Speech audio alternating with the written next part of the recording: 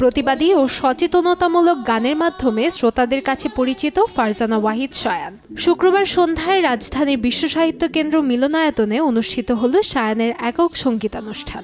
আমি সুন্দর হব শিরোনামের এই কনসার্টটি প্রথমবারের মতো আয়োজন করেছে বিটুইন দ্য লাইন।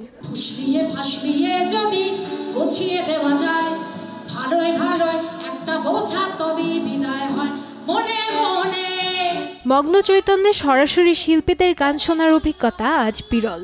শান্ত অন্তর্মুখী পরিবেশে এমন আয়োজন যেন শ্রোতা আর শিল্পীর মাঝে তৈরি করে এক সেতুবন্ধন।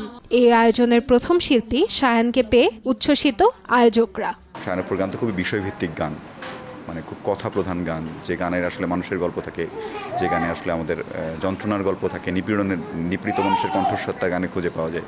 সো একটা গল্পের মতো করে আসর, যেখানে শিল্পী এবং অডিয়েন্স পরস্পর ইন্টারাকশন করবে। সো এরকম একটা জায়গা থেকেই মনে হয়েছে যে ঠিক আছে, আমরা যদি এরকম একটা প্ল্যাটফর্ম করতে পারি। বিটিএলের শুরু থেকে আমাদের ভাবনা ছিল যে আমরা যদি শুরু করি বিটিএল, তাহলে আপুকে নিয়ে কোনো কাজ করা যায় কিনা। তো সেই ভাবনা থেকে আমরা আপুকে আমাদের ইচ্ছেটা প্রকাশ করি। তো আপু আমাদের সব কিছু শুনে জেনে আমাদের বলে যে হ্যাঁ, আমরা তোমার পাশে আছি তোমাদের। তো সেভাবেই শুরু।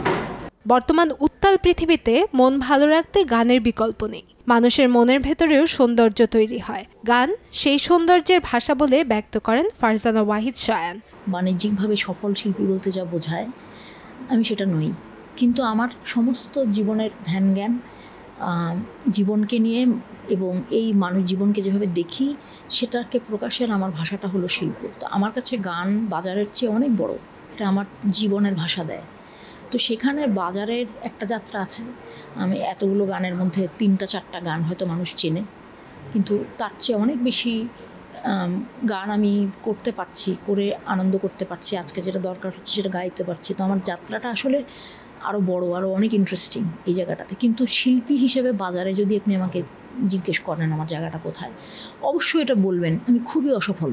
সামাজিক সাংস্কৃতিক বিষয় নিয়ে শায়ানের নিজস্ব কথামালায় লেখা 12টি গান দিয়ে সাজানো হয়েছে আয়োজনটি। প্রতিটি সুরে যেন প্রতিধ্বনিত হয়েছে মানুষের প্রতিবাদ, সহমর্মিতা আর মানবিকতার গভীর আর্তনাদ।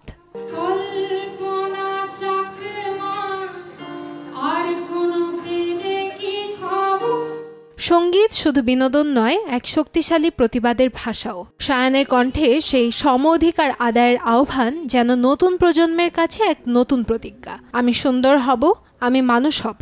ভবিষ্যতে শ্রোতাদের জন্য এমন আরও আয়োজন করার ইচ্ছা পোষণ করেছেন আয়োজকরা।